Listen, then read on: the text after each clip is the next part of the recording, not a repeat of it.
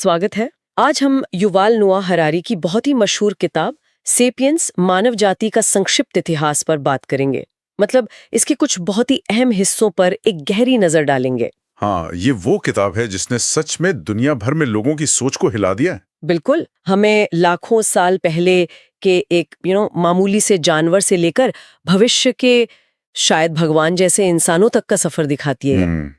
तो आज हमारा मिशन है कि इस किताब में जो मानव इतिहास के बड़े मोड़ बताए गए हैं और कुछ चौंकाने वाले आइडियाज हैं, उन्हें थोड़ा समझें। हाँ, जैसे वो कृषि वाली बात। हाँ, क्या वाकई कृषि इतिहास का सबसे बड़ा धोखा था?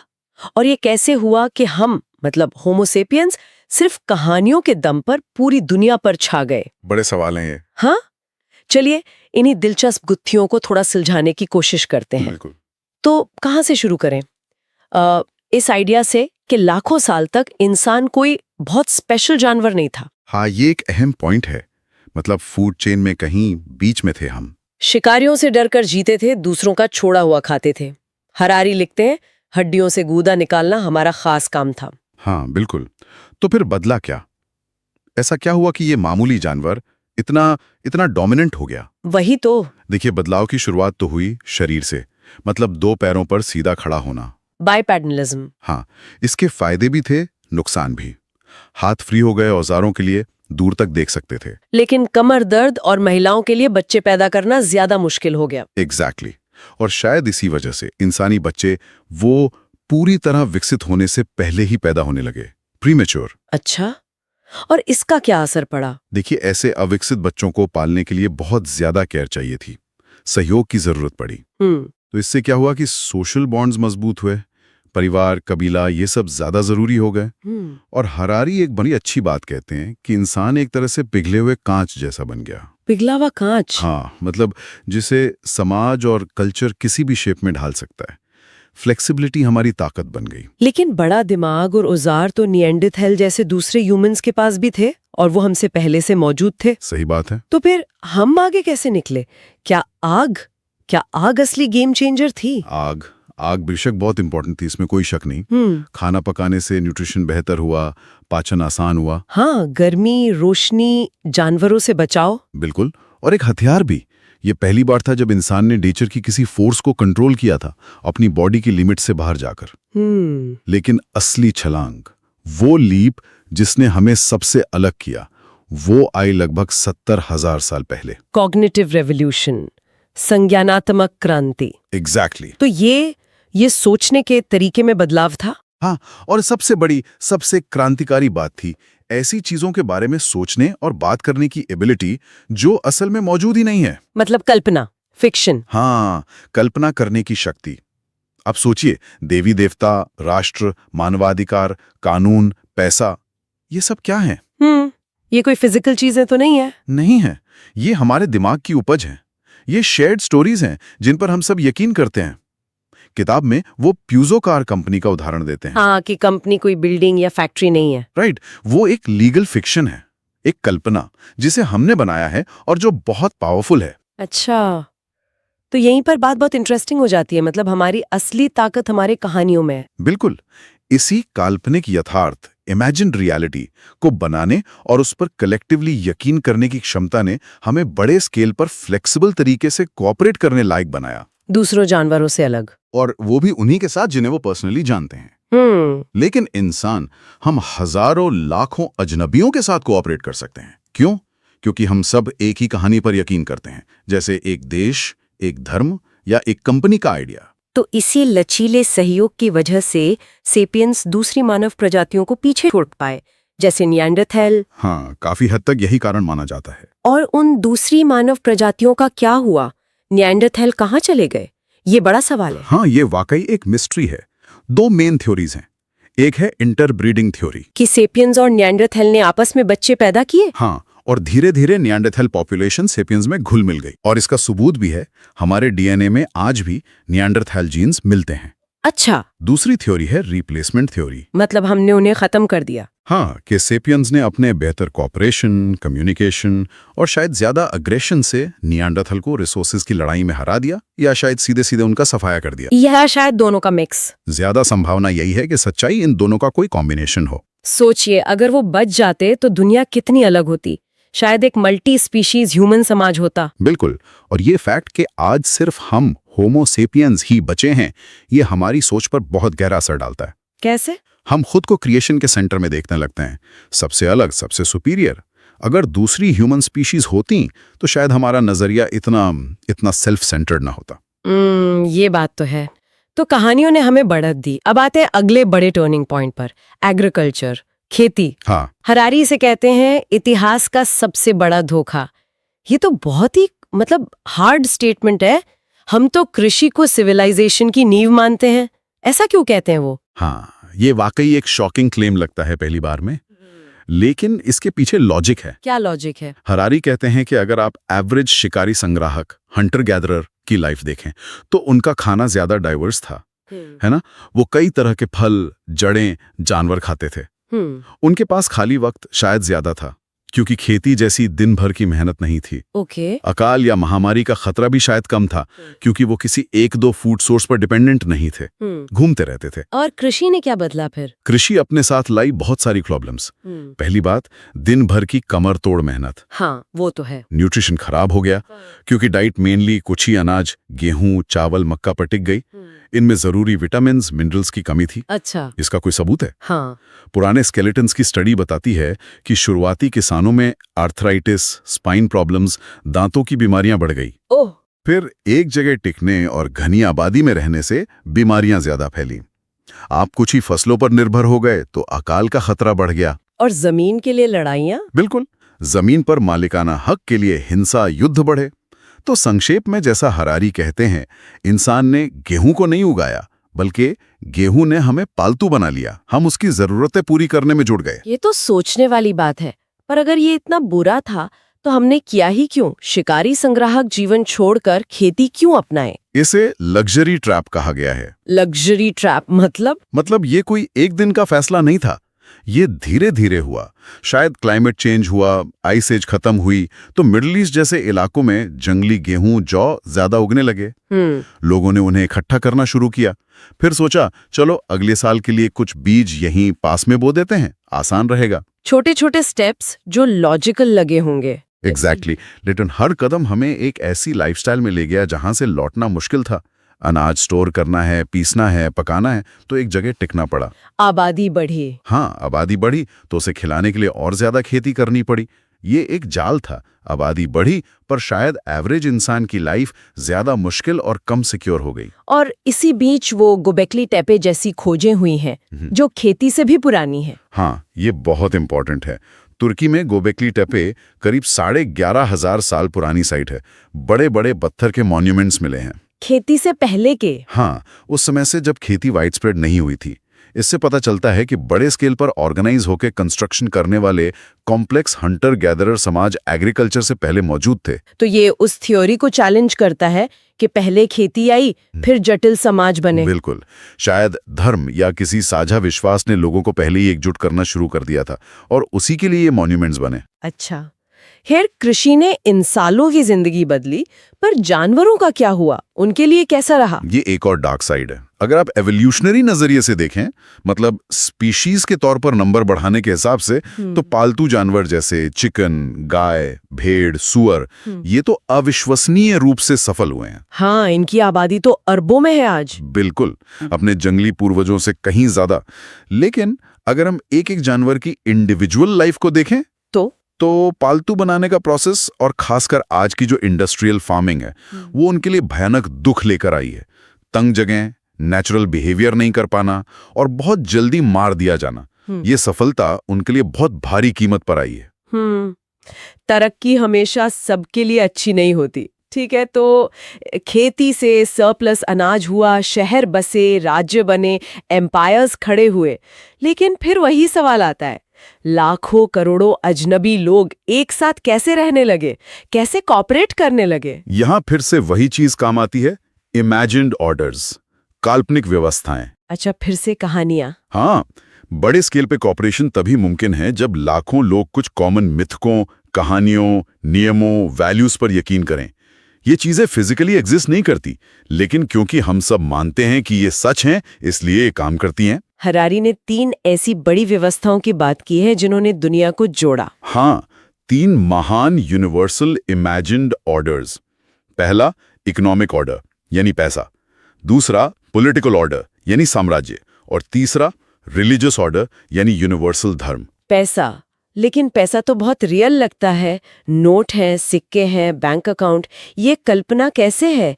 ये तो रोज की जरूरत है। जरा सोचिए, आपकी जेब में जो कागज का नोट है या सिक्का है, क्या आप उसे खा सकते हैं, पहन सकते हैं? नहीं। उसकी कीमत सिर्फ इसलिए है क्योंकि आप, मैं, दुकानदार, बैंक, सरकार, हम सब मानते हैं कि इसकी कीमत है। ये एक इंटरसब्जेक्टिव रियलिटी है। इंटरसब्जेक्टिव? हाँ, मतलब ये ऑब्जेक्टिव नहीं है जैसे पेड़ या पहाड़। ये सिर्फ मेरे दिमाग में भी नहीं है जैसे मेरा कोई सपना। ये हम सबके शेयर्ड बिलीफ में एग्जिस्ट करता है। अच्छा। पुराने ज़माने में मेसोपोटामिया में जौ यूज़ होता था, कहीं कौड़ियाँ, फिर चांदी के शक्ल आए। रोमन एम्पायर में दिनेरियस चला। ये इसलिए काम करते थे क्योंकि लोग मानते थे कि इन्हें दूसरी चीज़ों से बदला जा सकता है। पैसा अजनबियों के बीच ट्रस्ट का सबसे बड़ा सिस्टम है। पर इसका कोई डार्क साइड भी है? हाँ, हरारी वॉर्न करते हैं कि पैसा हर चीज़ को कमोडिटी बना सकता है। खरीद फरोख्त की चीज़, रिश्ते, नैतिकता, सम्मान सब बिकाऊ लग सकता है। ये कम्युनिटी बॉन्ड्स को कमज़ोर कर सकता है क्योंकि ज़रूरतें पैसे से पूरी हो जाती हैं, आपसी मदद पर डिपेंडेंस कम हो जाती है। ओके, पैसा समझ आया। अब एम्पायर्स, साम्राज्यों की बात करते हैं। आजकल इंपीरियलिज्म को तो बहुत नेगेटिवली देखा जाता है। शोषण, हिंसा, कब्जा। हरारी का क्या टेट है इस पर? वो मानते हैं कि हाँ, साम्राज्य यकीनन हिंसा, युद्ध, शोषण पर बने और टिके रहे, इसमें कोई दो राय नहीं। लेकिन उनका एक दूसरा पहलू भी है। क्या? उन्होंने पहली बार विशाल और कल्चरली डाइवर्स आबादी को एक पॉलिटिकल छत के नीचे यूनाइट किया। जो ट्राइबल सोच होती है वो हम बनाम वो पर टिकी होती है। लेकिन कई इंपीरियल आइडियोलॉजीज जैसे रोमन, चाइनीज, पर्शियन कम से कम थ्योरी में ज्यादा इंक्लूसिव होती थी। मतलब? वो मानती थी कि उनका रूल सभी लोगों के भले के लिए है।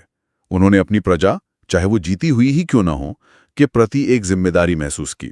साम्राज्यों ने आइडियाज, टेक्नोलॉजी, लॉ, कल्चर को बहुत बड़े एरिया में फैलाया। कल्चरल मिक्सिंग हुई? हाँ, जैसे भारत में ब्रिटिश राज के दौरान वेस्टर्न एजुकेशन, लॉ आए, तो इंडियन फिलॉसफी भी वेस्ट तक पहुंची। आज दुनिया की लगभग हर संस्कृति किसी न किसी साम्राज्य की देन है या उससे प्रभावित है। इसलिए हरारी कहते हैं कि हम सब किसी न किसी तरह साम्राज्यों की ही संतान हैं। उनकी लेगेसी कॉम्प्लेक्स है, अच्छी बुरी दोनों। और तीसरा जोड़ने वाला फैक्टर, धर्म। धर्म ने भी मानव इतिहास में यूनिफिकेशन का बहुत बड़ा काम किया है। कॉमन बिलीफ, वैल्यूज, रिचुअल्स, नियम देकर उन्होंने लाखों लोगों को एक मॉरल और सोशल ऑर्डर में बांधा। जैसे बौद्ध धर्म, ईसाई धर्म, इस्लाम। हाँ, ये यूनिवर्सल धर्म जातीय, भाषाई, पॉलिटिकल बॉर्डर से ऊपर उठकर लोगों को एक साझा पहचान देते हैं। और हरारी यहाँ ये भी जोड़ते हैं कि मॉडर्न जमाने की कई आइडियोलॉजीज जैसे लिबरलिज्म, कम्युनिज्म, कैपिटलिज्म, नेशनलिज्म, ये भी एक तरह से नेचुरल लॉ रिलीजन्स की तरह ही काम करती हैं। अच्छा। कैसे? ये भी इंसानों के लिए कुछ नियम, वैल्यूज, लक्ष्य तय करती हैं, जैसे human rights, equality, economic growth, national pride, और बड़े पैमाने पर लोगों को एकजुट करती हैं, उन्हें किसी मकसद के लिए मोटिवेट करती हैं। तो पैसा, साम्राज्य और धर्म, इन साझा कल्पनाओं ने हमें जोड़ा। अब आते पिछले 500 सालों पे। साइंटिफिक रेवोल्यूशन, ज्ञान तो हमेशा से जरूरी था, इसमें इतना क्रांतिकारी क्या था? क्रांतिकारी बात थी एक नई सोच, जिसे हरारे कहते हैं अज्ञानता की खोज, डिस्कवरी ऑफ इग्नोरेंस। अज्ञानता की खोज मतलब ये मानना कि हम इंसान सब कुछ नहीं जानते हैं और जो हम जानते हैं वो भी शायद पूरी तरह सही ना हो। ये पुरानी नॉलेज सिस्टम से बिल्कुल अलग था। पहले क्या माना जाता था? पहले माना जाता था कि सारे जरूरी जवाब या तो होली बुक्स में हैं या पुराने ज्ञानी बता गए हैं। नया ज्ञान खोजने की जरूरत नहीं, बस पुराने ज्ञान को ठीक से समझना है। लेकिन साइंटिफिक रेवोल्यूशन ने कहा कि हमें बहुत कुछ नहीं पता। बिल्कुल, और यहीं से शुरुआत हुई नए ज्ञान की एक्टिव खोज की, ऑब्जर्वेशन, एक्सपेरिमेंट और मैथमेटिकल एनालिसिस के जरिए। अब यूनिवर्स के सीक्रेट्स जानने के लिए पुराने टेक्स्ट की बजाय खुद इन्वेस्टिगेट करना जरूरी माना जाने लगा। और दूसरी बड़ी बात, साइंस सिर्फ दुनिया को समझना नहीं चाहता, वो इसे बदलकर नई पावर्स और टेक्नोलॉजीज हासिल करना चाहता है। तो मतलब साइंस का लक्ष्य सिर्फ ज्ञान नहीं, पावर भी है। हाँ, और यही एक पावरफुल फीडबैक लूप शुरू होता है। Feedback loop. हाँ, साइंस नई डिस्कवरीज करता है जिनसे नई टेक्नोलॉजी और पावर्स मिलती हैं, जैसे नई दवाएं, हथियार, एनर्जी सोर्स। इन नई पावर्स में सरकारों और बिजनेस को अपना फायदा दिखता है, इसलिए वो साइंस में पैसा और रिसोर्स लगाते हैं। इन रिसोर्सेज से और ज्यादा साइंटिफिक रिसर्च होती है, जिससे और नई पावर्स मिलती हैं, और ये साइकिल चलता रहता है। इसके कुछ उदाहरण दे सकते हैं? बहुत सारे हैं। जैसे स्कर्वी का इलाज खोजने से जो विटामिन सी की कमी से होती थी, लंबी समुद्री यात्राएं पॉसिबल हुई। इससे कैप्टन कुक जैसे एक्सप्लोरर्स और यूरोपियन एम्पायर्स को दुनिया भर में फैलने में मदद मिली। अच्छा। हैबर-बॉश प्रोसेस ने हवा से अमोनिया बनाना संभव किया। इससे खेती के लिए फर्टिलाइजर बने, आबादी बढ़ी, लेकिन उसी से एक्सप्लोसिव्स बनाना भी आसान हो गया। ओहो। Nuclear bomb. स्टैटिस्टिक्स के डेवलपमेंट से इंश्योरेंस इंडस्ट्री बनी। आज साइंस गरीबी और बीमारियों से लड़ने में मदद कर रहा है। और हरारी, जिसे गिलगमिश प्रोजेक्ट कहते हैं। गिलगमिश प्रोजेक्ट, वो अमरता खोजने वाला राजा। हाँ, मतलब बुढ़ापे और मौत जैसी प्रॉब्लम्स का भी टेक्निकल सॉल्यूशन निकालने की कोशिश। लेकिन साइंस क्या खोजेगा, किन सवालों पर काम करेगा, पैसा कहाँ लगेगा, ये कौन तय करता है? साइंस तो खुद ये तय नहीं करता होगा। बिल्कुल सही सवाल। साइंस हमें ये बता सकता है कि कैसे करें, पर ये नहीं बताता कि हमें क्या करना चाहिए। तो कौन तय करता है? प्राथमिकताएं तय करने के लिए और डिस्कवरीज का इस्तेमाल कैसे होगा, ये तय करने के लिए साइंस को हमेशा किसी न किसी आइडियोलॉजी, पॉलिटिकल पावर या इकोनॉमिक इंटरेस्ट के साथ अलायंस करना पड़ता है। अच्छा। सरकारें तय करती हैं कि डिफेंस रिसर्च पर पैसा लगेगा या एनवायरनमेंट पर। कंपनियां तय करती हैं कि प्रॉफिटेबल दवा बनेगी या सस्ती लेकिन कम प्रॉफिट वाली। हरारी मजाक में कहते हैं कि फंडिंग किसे मिलेगी, ये अक्सर साइंटिफिक मेरिट से ज्यादा बाहरी हितों पर निर्भर करता है। प्रोफेसर स्लगहॉर्न बनाम प्रोफेसर स्प्राउट का उदाहरण देते हुए। मतलब साइंस कभी अकेला नहीं चलता? नहीं, वो हमेशा पावर और पैसे के साथ जुड़ा रहता है। साइंस, एम्पायर और कैपिटलिज्म का जो गठजोड़ है, वही पिछले 500 सालों की तरक्की और विनाश के पीछे की मेन ड्राइविंग फोर्स रहा है। ठीक है, इस गठजोड़ ने हमें अपार शक्ति दी, बहुत धन दौलत पैदा की, लेकिन क्या हम पहले से ज्यादा खुश हैं? इतनी तरक्की के बाद क्या इंसान ज्यादा संतुष्ट है? ये शायद सबसे मुश्किल सवालों में से एक है। खुशी को मापना बहुत मुश्किल है। हाँ, कैसे नापेंगे? साइकोलॉजिस्ट और सोशियोलॉजिस्ट सब्जेक्टिव वेलबींग को नापने की कोशिश करते हैं। लोगों से सवाल पूछते हैं, उनकी सेटिस्फैक्शन का लेवल जानने की कोशिश करते हैं। और नतीजे क्या है? मिले जुले। ऐसा लगता है कि पैसा एक हद तक खुशी जरूर बढ़ाता है, खासकर जब वो आपको गरीबी से निकालता है, लेकिन एक सर्टेन पॉइंट के बाद और ज्यादा पैसा और ज्यादा खुशी नहीं लाता। तो फिर क्या लाता है? फैमिली, फ्रेंड्स, कम्युनिटी के साथ अच्छे गहरे रिश्ते शायद पैसे से कहीं ज्यादा इंपॉर्टेंट है खुशी के लिए। और कोई दूसरा नजरिया भी है? हाँ, एक बायोलॉजिकल पर्सपेक्टिव भी है। वो कहता है कि हमारी खुशी का लेवल काफी हद तक हमारी बॉडी केमिस्ट्री पर डिपेंड करता है। हार्मोन्स और न्यूरोट्रांसमीटर्स? हाँ, जैसे सेरोटोनिन, डोपामाइन, ये एक तरह के थर्मोस्टेट या एयर कंडीशनर जैसा है। लाइफ की अच्छी बुरी घटनाएं टेम्परेचर को थोड़ी देर के लिए ऊपर नीचे कर सकती हैं, लेकिन वो जल्दी अपने सेट पॉइंट पर वापस आ जाता है। तो क्या हम जेनेटिकली ही खुश या दुखी रहने के लिए प्रोग्राम्ड हैं? कुछ हद तक हाँ, लेकिन पूरी तरह नहीं। फिर एक फिलोसॉफिकल नजरिया भी है, जैसे बौद्ध धर्म का। वो क्या कहता है? वो कहता है कि खुशी बाहरी चीजों या मोमेंट्री फीलिंग्स, सुखद या दुखद, के पीछे भागने में नहीं है, बल्कि रियलिटी को जैसी है वैसी समझने और एक्सेप्ट करने में है। फीलिंग्स का पीछा करना ही दुख का कारण है। तो खुशी का सवाल वाकई बहुत कॉम्प्लेक्स है। हाँ। और भविष्य के बारे में क्या? किताब का एंड तो एक बहुत बड़े और शायद कुछ डरावने आइडिया के साथ होता है। हाँ, हरारी बात करते हैं नेचुरल सिलेक्शन के युग के अंत की और इंटेलिजेंट डिजाइन के युग की शुरुआत की। इंटेलिजेंट डिजाइन मतलब भगवान वाला डिजाइन? नहीं, यहां मतलब है कि अब तक लाइफ का इवोल्यूशन नेचर के नियमों से होता आया है, रैंडम म्यूटेशन और नेचुरल सिलेक्शन। लेकिन अब इंसान खुद लाइफ को डिजाइन करने की कैपेबिलिटी हासिल कर रहा है। कैसे? 3 मेन रास्ते दिखते हैं। पहला, बायो इंजीनियरिंग, मतलब जीन एडिटिंग जैसी टेक्निक से इंसानों या दूसरे जीवों की बॉडी को बदलना। Genetic engineering. दूसरा, साइबोर्ग इंजीनियरिंग, यानी बायोलॉजिकल और नॉन बायोलॉजिकल मशीनी हिस्सों को मिलाकर नए तरह के बीइंग्स बनाना, जैसे बायोनिक अंग या ब्रेन कंप्यूटर इंटरफेस। और तीसरा, इनऑर्गेनिक लाइफ इंजीनियरिंग, यानी पूरी तरह से आर्टिफिशियल इंटेलिजेंस, एआई या कंप्यूटर बेस्ड कॉन्शियसनेस बनाना। बाप रे, इसका मतलब तो ये हुआ कि भविष्य में इंसान शायद वैसा न रहे जैसा आज है। हरारी का तर्क यही है। ये टेक्नोलॉजीज हमें इतना फंडामेंटली बदल सकती हैं कि फ्यूचर के इंसान शायद होमो सेपियंस कहलाने लायक ही न रहें। ये होमो सेपियंस का एंड और किसी नई, शायद हमसे बहुत अलग और ज्यादा पावरफुल स्पीशीज का उदय हो सकता है। और यहीं पर वो हमें उस अंतिम सबसे बड़े सवाल के साथ छोड़ देते हैं, हम क्या बनना चाहते हैं। बिल्कुल, क्योंकि अब हमारे पास गॉड लाइक पावर्स आ रही हैं, बनाने की, बदलने की, शायद नष्ट करने की भी। हाँ, जो हमारी आज की आइडियोलॉजीज जैसे कैपिटलिज्म, ह्यूमैनिज्म, नेशनलिज्म से प्रभावित हैं, वे न सिर्फ हमारा बल्कि हमसे आगे आने वाली जनरेशन्स या स्पीशीज का फ्यूचर भी तय कर सकती हैं। ये सिर्फ एक टेक्निकल सवाल नहीं है, ये गहरा मॉरल और फिलोसॉफिकल सवाल बन गया है। तो ये थी युval नोआ हरारी की किताब सेपियंस के कुछ बड़े आइडियाज पर हमारी चर्चा। एक मामूली बंदर से शुरू होकर कहानियों के दम पर दुनिया जीतना, कृषि के जाल में फंसना, पैसे, साम्राज्य और धर्म जैसी कल्पनाओं से एकजुट होना, और फिर साइंस के जरिए अपनी अज्ञानता को स्वीकार कर अभूतपूर्व शक्ति हासिल करना। और अब हम उस मोड़ पर खड़े हैं जहां हम शायद खुद को ही बदलने जा रहे हैं। हाँ, और अंत में वही सवाल हर सुनने वाले के लिए सोचने को रह जाता है। अगर हमें फ्यूचर की लाइफ को, शायद अपने उत्तराधिकारियों को भी डिजाइन करने की पावर आ रही है, तो हमें किन वैल्यूज, किन इच्छाओं से गाइड होना चाहिए? आज हम जिस तरह की दुनिया और सोच बना रहे हैं, क्या वही भविष्य की नींव बननी चाहिए? ये वो बड़े सवाल है जो ये किताब हमारे सामने रखती है। बिल्कुल। इन गहरे सवालों पर सोचने के लिए हम अपने सुनने वालों को भी एनकरेज करते हैं। आज की ये गहरी पड़ताल यहीं समाप्त होती है। धन्यवाद।